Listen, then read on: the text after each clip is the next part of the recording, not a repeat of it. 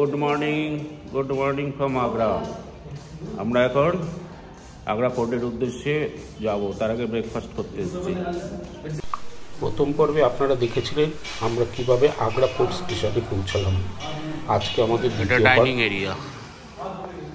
Breakfast লুচি আর সাদা আলুর তরকারি।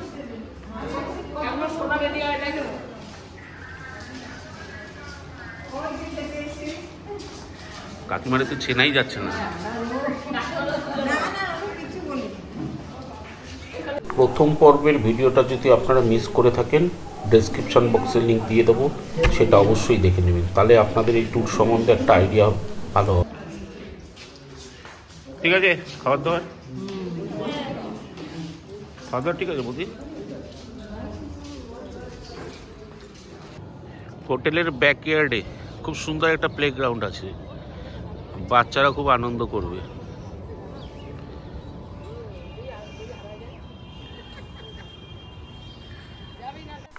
হোটেল থেকে আমরা টোটো করে আগ্রা ফোর্টের উদ্দেশ্যে রওনা দিলাম।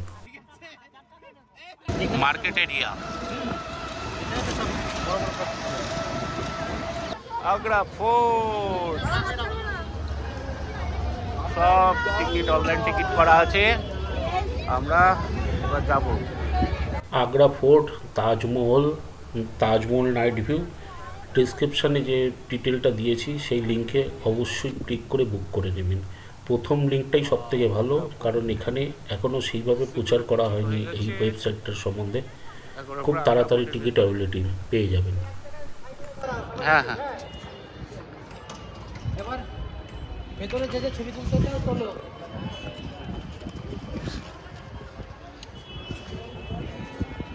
আগ্রা ফোর্টে প্রত্যেকের অনলাইন টিকিট ছিল 35 টাকা পার পার্সন, কিন্তু সমস্যা হচ্ছে এডিএ টোল ট্যাক্স, সেখানে কাউন্টারে গিয়ে পেমেন্ট করতে হবে। কিউআর কোড আছে, কিউআর কোডের মাধ্যমে আপনাকে পেমেন্ট করতে হবে। আগ্রা ফোর্ট মুঘল সম্রাট আকবর তৈরি করেছিলেন। আগ্রা ফোর্ট ভারতের আগ্রা শহরের একটি ঐতিহাসিক দুর্গ।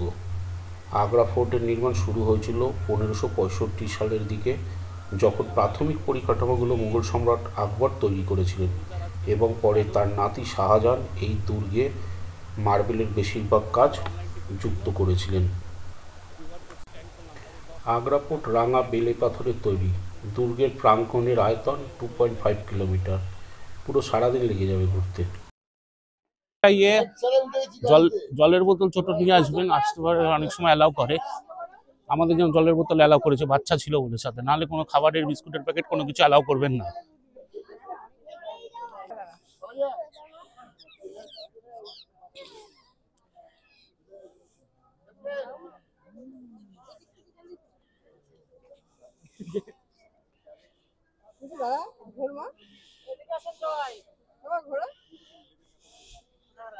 হ্যাঁ, এটি জাহাঙ্গীর হাউস বা ট্যাঙ্ক বলে পরিচিত। এই একশিলা ট্যাঙ্ক স্নানের জন্য ব্যবহৃত হতো। এটি 5 ফুট উঁচু, 8 ফুট ব্যাস এবং 25 ফুট পরিধি। রিমের বাইরের দিকে ফরাসি ভাষায় একটি শিলালিপি রয়েছে, যাতে এটিকে হাউস জাহাঙ্গীর বলে উল্লেখ করা হয়েছে।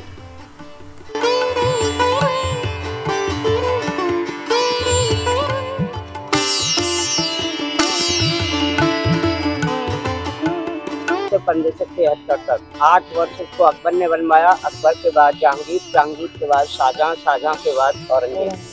4 मुगल बादशाहों ने इसको 95 वर्ष में पूरा किया। 9.5 ईयर्स लगा इसको बनने में। समझ में आया ना? तो देखो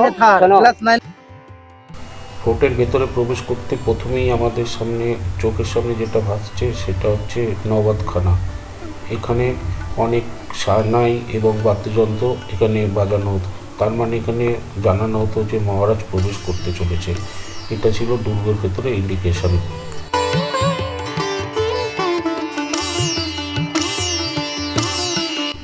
এরপরে আমরা আসছি রংমহলে।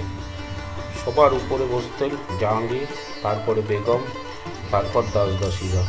বিভিন্ন সভাসদরাও সমস্ত জায়গায় বসত, আর এখানে নাচ গান বিভিন্ন অনুষ্ঠান তারা উপভোগ করত। এইটি হলো মুঘলদের রান্নাঘর। এখানে রান্না হতো এবং অন্দরমহলে বিভিন্ন জায়গায় দাসদাসীর মাধ্যমে চলে যেত। जब बादशाह और उनकी रानी आपस में बात करते हैं एक दूसरे को क्लियर सुनाई पड़ता था। ठीक है, इको साउंड होता था। আগ্রা ফোর্ট থেকে তাজমহল ভিউ, পাশে যমুনা নদী বয়ে যাচ্ছে, দারুণ অপরূপ।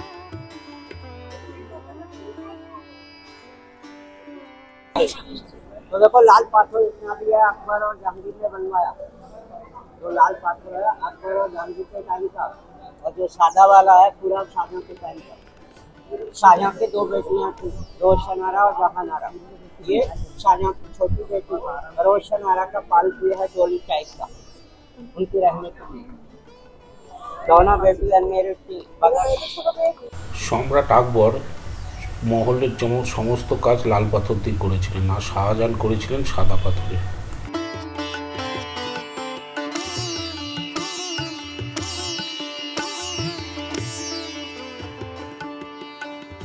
मैंने बताया आपको, ये शाहजहां के साथ रहती थी बड़ी बेटी, और छोटी बेटी औरंगजेब के साथ रहती थी।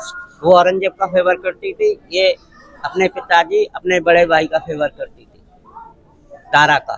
ठीक है, जब औरंगजेब ने अपने पिता शाहजहां को बंदी करके रखा, तो उनकी ये बेटी जहानारा शाहजहां के साथ रहने लगी, उनकी सेवा के लिए हेल्प करती थी। 8 वर्ष के लिए उनको बंदी करके रखा इस रूम के अंदर औरंगजेब ने, काय के लिए? फिजूल खर्च की वजह से। अच्छा। हाँ, पैसा ज्यादा खर्च कर दिया शाहजहां ने। तो जो खुशबू का लिए तो वो जहांगीर के टाइम का, फिजूल का पैसा नहीं था वो जहांगीर के टाइम का है। अच्छा। हाँ, ये शाहजहां के टाइम का है। टाइम का था। अच्छा अच्छा। आइए बंदीगढ़।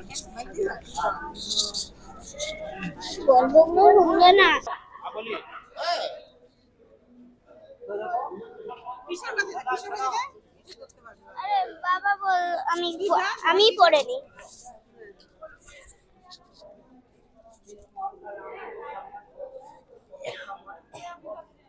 के औरंगजेब ने अपने पिता शाहजहां को 8 वर्ष के लिए नजरबंद रखा इस रूम में। सन 1666 में बादशाह शाहजहां ताजमहल को देखते हुए मुमताज की याद में 74 की एज में यहीं पर खत्म हो गए, यहीं मर गए। इसी के अंदर वो डायमंड लगाता हीरा, ताजमहल का सीधा रिफ्लेक्शन उस डायमंड पर पड़ता था, और उनको पुरस्कार दिखाई पड़ता था साफ। कब? जब उनकी आई साइड एकदम वीक हो गई। ठीक है, ये सामने फवारा है बादशाह के लिए वजू बनाने के लिए नमाज के टाइम। इसका जो वाटर टैंक है ऊपर वाली छत पर, और देखो प्रेशर है पानी का रास्ता अंदर से, तेजी से जल आता था अंडरग्राउंड होकर के, तब इस फवारे पर ऊपर उठता था। इसी मॉल में घूम सकते थे, यहाँ से बाहर नहीं जा सकते थे, महल के अंदर नजरबंद। समझ में आया दादा? सामने उनका बाथरूम है जो लॉक है, वो देखो सामने ताजमहल। ये सामने जो महल आप देख रहे हैं, ये है दीवाने खास मीटिंग हॉल। यहाँ उनका खास मीटिंग होता था मंत्रियों के साथ बादशाह का। अकबर, जहांगीर, शाहजहां अपने अपने टाइम में मीटिंग करते थे। इधर जो भी फैसला तय होता वो दीवाने आम में आम जनता के सामने पेश करते थे, सुनाते थे। सामने जो ब्लैक वाला सीट है बादशाह जहांगीर का सिंहासन, सलीम का तख्त अकबर के बेटे का।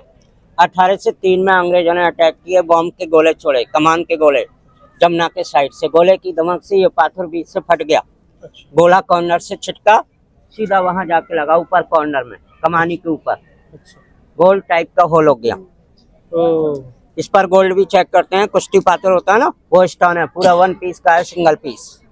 इधर बादशाह सलीम, जहांगीर, और यहाँ उनका प्रधानमंत्री व्हाइट वाली सीट पर। चारों साइड में ये रिंग लगा, नीचे कड़े लगे हैं, तांबू लगाते थे मीटिंग के टाइम में, शामियाना। मौसम के अनुसार मीटिंग होती थी, सर्दियों के टाइम में बाहर, गर्मियों के टाइम में अंदर।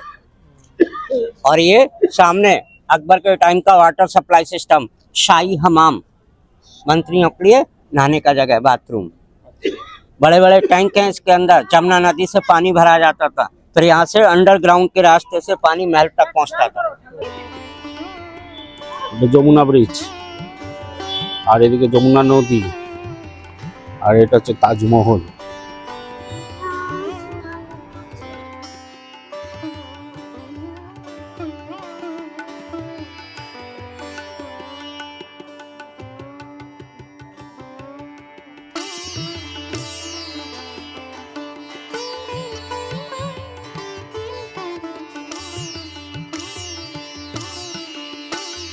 दरबार है।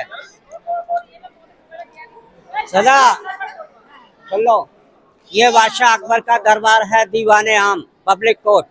ठीक है, सामने जो सेंटर वाला गेट है उधर, वो देखो सामने ऊपर 2 थाम के बीच में बादशाह बैठता था, नीचे उनका प्रधानमंत्री, दोनों साइड से विंडो में उनकी रानियां पर्दे के अंदर, यहाँ उनके खास खास मंत्री लोग, बाहर उनकी आम जनता पब्लिक। इसके अंदर साइड में 64 थाम है, पूरा थाम 64 थाम। कोई भी थाम बादशाह के सामने गार्ड नहीं होता था, बादशाह सबको पुरस्कार दिखाई पड़ते थे। इसमें माइक वगैरह कुछ नहीं था, जब बादशाह बोलता था इको साउंड होता था और जितनी भी बाहर जनता बैठती थी सबको क्लियर सुनाई पड़ता था। इसी जगह पीकॉक थ्रोन था शाहजहां का, मयूर सिंहासन। जब शाहजहां ने अपना कैपिटल यहाँ से दिल्ली बनाया, यहाँ से वो दिल्ली ले गया और दिल्ली से 1739 में नादिर शाह आया, ईरान का राजा मोहम्मद शाह के टाइम में, वहाँ से लूट करके पर्सिया ले गया, उसको वहीं गला दिया, खत्म कर दिया। ऊपर आर्मी का साइड है, 75% में आर्मी रहती थी फौज मुगलों का, अभी इंडियन आर्मी रहती है छावनी कैंट एरिया। और देखो ऊपर ये मोती मस्जिद शाहजहां ने बनवाया रॉयल पब्लिक के लिए, नमाज के लिए। अभी रिपेयरिंग की वजह से क्लोज है ये। ठीक है, ये कमान रखा अंग्रेजों के टाइम का, दादा सामने कमान रखा अंग्रेजों के टाइम का उधर कॉर्नर में। और ये अंग्रेज गवर्नर की समाधि। आ जाओ उधर, आ जाओ।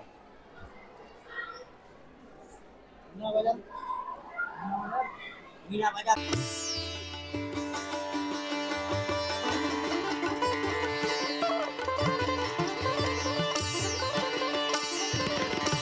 ये दीवानी हम दीवानी समाधि बना है, अंग्रेज गवर्नर की समाधि। 1857 में ये खत्म हो गया कॉलरा से। अंग्रेजों का टाइम था इसके अंदर। बाहर क्रांति उठी थी मंगल पांडे की, क्रांति की वजह से इसको बाहर नहीं ले जा पाए, यहीं दफना दिया। इसका नाम था जॉन रसल कॉल्विन। 1807 का इसका जन्म है, 1857 में खत्म हो गया। 50 साल जिंदा रहा अपने टाइम पर। समझ में आया?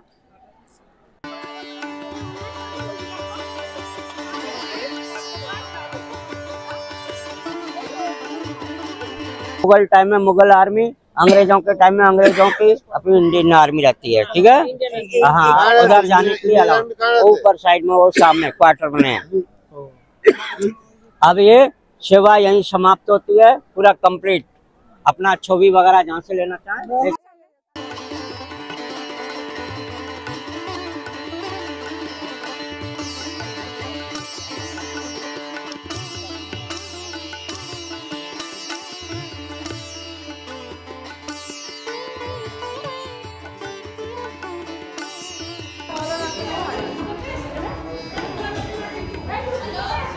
এটা হুইল চেয়ার, ফাস্টফুড, স্ট্রেচার, বিভিন্ন গভর্নমেন্টের সমস্ত কিছু অফিসের এখানে, আর সুভিনিয়ার শপও আছে। বিভিন্ন রকম government publication for sale. Baby care. Agrapur থেকে এবার এক্সিট হচ্ছি আমরা। এবার দুপুরবেলা একটু লাঞ্চ করে নিয়ে আমরা তাজমহলের উদ্দেশ্যে রওনা দেব।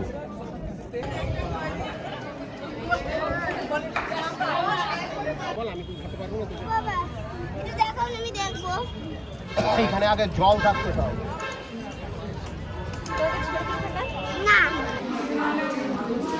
দুপুরের মেনু শুক্তো দিয়ে শুরু।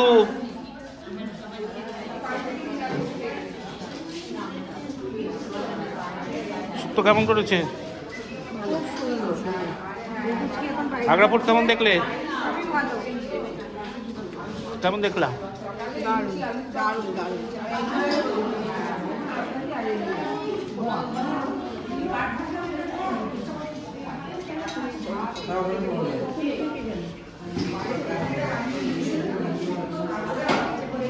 নিরামিষ। এটা তাজমহল মেট্রো স্টেশন হচ্ছে, এখন আন্ডার কনস্ট্রাকশন। আশা করছি 1-2 বছরের মধ্যে চালু হয়ে যাবে।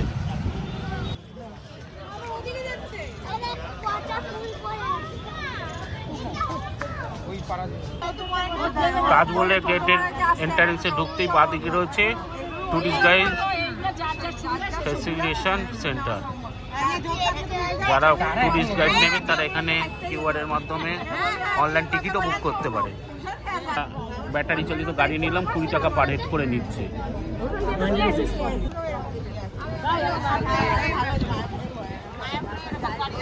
গাড়ি ছেড়ে দিয়েছে এই গেট থেকে, বলছে 500 মিটারের মতো ডিস্টেন্স আছে, প্রায় মানে হাফ কিলোমিটার। যারা বয়স্ক বা হাঁটুতে প্রবলেম বা পায়ের প্রবলেম আছে তারা এরকম গাড়ি হায়ার করে নেবেন। এটা অনলাইন বুকিং হয় না, স্পট বুকিং হয়, সাথে সাথে সিটও পেয়ে যাবেন। অনেক গাড়ি আছে এখানে এরকম ঘোরাফেরা করছে।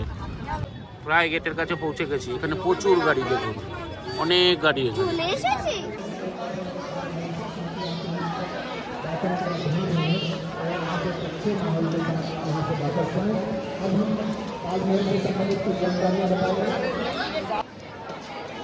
তাজমহল গেটের এন্ট্রি, এখানে কিউআর কোড স্ক্যান করে ঢোকানো হবে, তার আগে সিকিউরিটি চেক হবে। আজকে ভালো ভিড় আছে। আমরা অবশ্য রাত্রিবেলা একবার আসবো, আমি আর বান্টি। এখানে ফুলমুন আছে।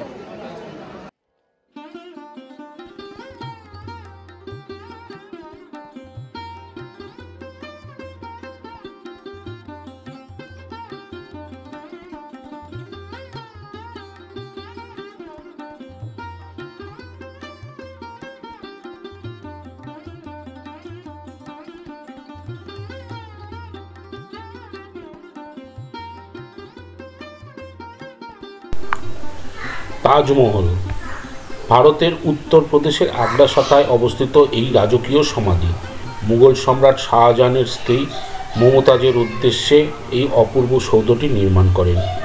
সৌধটি নির্মাণ শুরু হয়েছিল 1632 খ্রিস্টাব্দে, যা সম্পূর্ণ হয়েছিল 1653 খ্রিস্টাব্দে।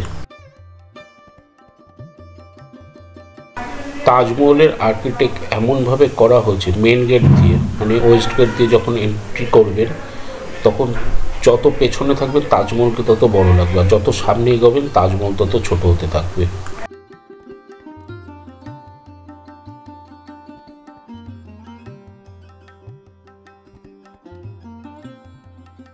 তাজমহলের চারদিকে যে 4টি স্তম্ভ দেখা যাচ্ছে, এই স্তম্ভটি অ্যাকচুয়ালি বাইরের দিকে তেজরাভাবে রাখা থাকে, কিন্তু দূর থেকে ইলিউশনের জন্য সোজা মনে হয়। আর এটির আসল একটি উদ্দেশ্য হলো যদি কোনো কারণে বড় রকমের ভূমিকম্প হয় মেন সৌধটি কোনো ক্ষতিগ্রস্ত হবে না, পিলারগুলো চারদিকে 4টি পড়ে যাবে।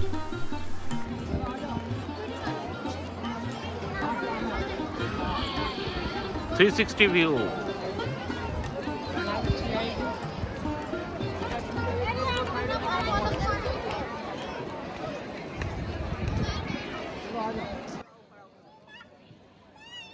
তাজমহলের ভেতরে কেন ইলেকট্রিসিটি বা বৈদ্যুতিকরণ করা হয়নি? প্রথমত চারিপাশে অনেক পোকামাকড় ও কীটপতঙ্গের উপদ্রব আছে। পোকামাকড়ের দেহ থেকে নিঃসৃত কীটনাশক হোয়াইট মার্বেলের ক্ষতি করে। আর দ্বিতীয়ত সিকিউরিটি রিজনের জন্য বৈদ্যুতিকরণ করা হয়নি। Wow, what a view! এটা 200 টাকা এক্সট্রা উইথ মজোলিয়াম। আর আপনার শুজ কভার মাস্ট। বাইরে 10 টাকা করে পেয়ার বিক্রি হচ্ছিল, আমরা ফ্রিতেই পেয়ে গেছি।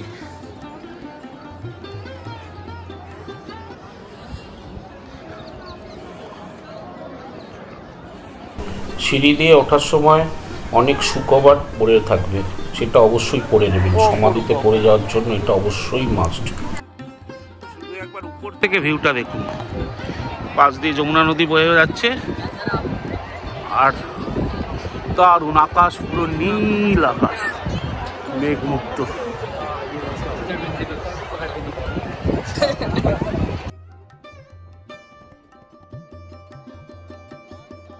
এইটা হলো তাজমহলের বেসমেন্ট, আর এটা হচ্ছে তাজমহল। এই তাজমহলের বেসমেন্টের নিচে বলে 22টা কক্ষ আছে, যেগুলোই বন্ধ আছে।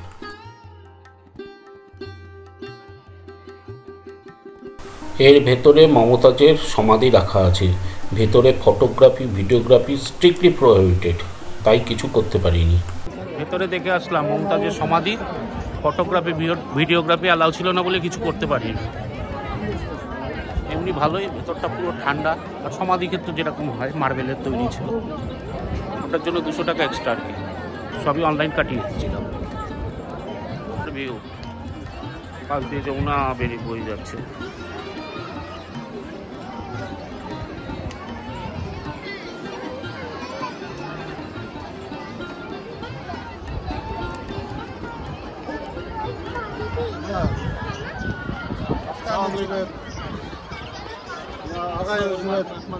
তবে শুক্রবার এখানে পাওয়া যাচ্ছে, বেকার বাইরে থেকে কিনবেন না, এখান থেকে ফ্রি অফ কস্টে পেয়ে যাবেন।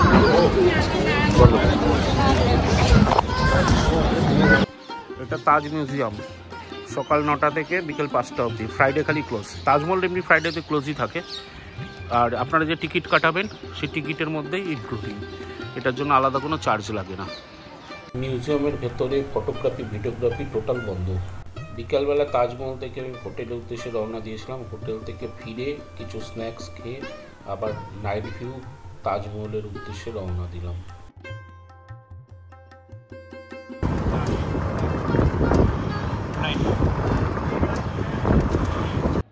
এইমাত্র নাইট ভিউ তাজমহল দর্শন করে আসলাম। অনলাইন টিকিট ছিল, 510 টাকা করে পার পার্সন নিয়েছে। আর আপনাদের নাইট ভিউ দর্শনের জন্য মানে পূর্ণিমার দিনগুলোতেই নর্মালি বুকিং হয়, তবে পূর্ণিমার আগে পিছে 1-2 দিনও এরা স্লট ছাড়ে, আর 7 দিন আগে বুকিং হয়। আমি অনলাইন ডেসক্রিপশানে আপনাদের লিঙ্ক দিয়ে দেবো। আর ইস্ট ভিউ গেট যেটা আছে সেখান দিয়ে আপনারা এমনি নর্মাল দর্শন করতে পারবেন, যেরকম দিনের বেলা যেটা হয়।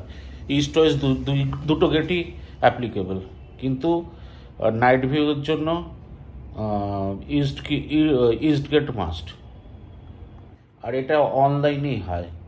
আর অনলাইনে যখন টিকিট কাটবেন তখন দেখবেন নিচে টার্মস কন্ডিশনের মধ্যে এখানে লেখা থাকবে শিল্পগ্রাম বলে, যেটা সেই শিল্পগ্রাম গেটটা দিয়েই আপনাদের এন্ট্রান্স করতে হবে। আর রিপোর্টিং আধা ঘন্টা আগে করতে হবে। আমার যেমন 8:30 থেকে 9টা ছিল, কিন্তু আমরা প্রায় 8:15-20 গিয়ে সমস্ত কিছু রিপোর্টিং করে বেরোতে 8:15-20 মিনিট হয়ে গেছিলো। খুব টেনশানে ছিলাম, যাই হোক শেষ মুহূর্তে হয়ে গেছিলো। তবে এটা নাইট ভিউ যেটা দেখার সেটা হচ্ছিল ফিলিংয়ের ব্যাপার। এর ভেতরটা পুরো অন্ধকার আছে। আর সিআরপিএফ জওয়ান দিয়ে, যেরকম সিআইএফ জওয়ানরা নিয়ে গেল আমাদেরকে। তারপরে নিয়ে যাওয়ার পর মেন এন্ট্রান্স গেটের সামনে নিয়ে গিয়ে ওখানে লাইটটাকে অফ করে দিল। তারপরে যে চাঁদের যে রিফ্লেকশনটা, সেটা দেখার মতো এবং ফিল করার বিষয় অপরূপ। তবে এটা অবশ্যই একবার করবেন। আর এই প্রত্যেকটা স্লটে 8টা থেকে 12টার মধ্যে প্রত্যেক আধা ঘন্টা পর পর একটা করে স্লট ছাড়ে, আর 50 জন করে এরা অ্যালাউ করে। আর খুব তাড়াতাড়ি টিকিট বুকিং হয়ে যায়। তো আপনারা যখন টিকিট বুক করবেন এবং ফার্স্ট দিনই করার চেষ্টা করবেন আর্লি মর্নিংয়ে। এই ব্লগটা এখানেই শেষ করছি, পরের ব্লগে আবার দেখা হবে।